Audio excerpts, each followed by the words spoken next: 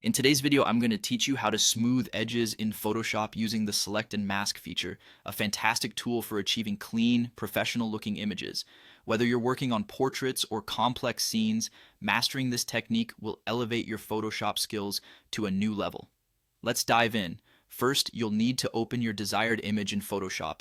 To do that, head to the File menu and click on Open to choose your image. Selecting the right image is key. It's usually helpful to work with an image where your subject's edges are somewhat defined to ensure a smooth editing process.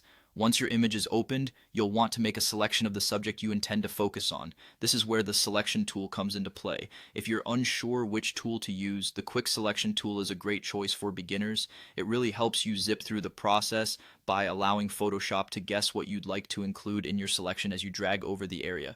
Once you've got your selection, you'll head over to the Select menu, look for the Select and Mask option. Click on this and you'll see the entire workspace change to accommodate this powerful feature.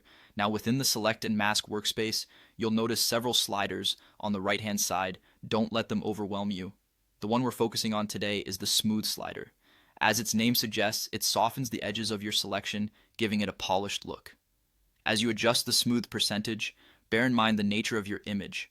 A light smoothing touch does wonders for portraits, ensuring that features like hair and fabric maintain their natural flow. On the other hand, for graphic art or subject cutouts, you might increase the smoothing to achieve sharper transitions. You don't want to overdo it though, as too much smoothness can cause the edges to look unnatural or blurry. Play around with the percentage and keep an eye on the edges to determine what works best for your particular image.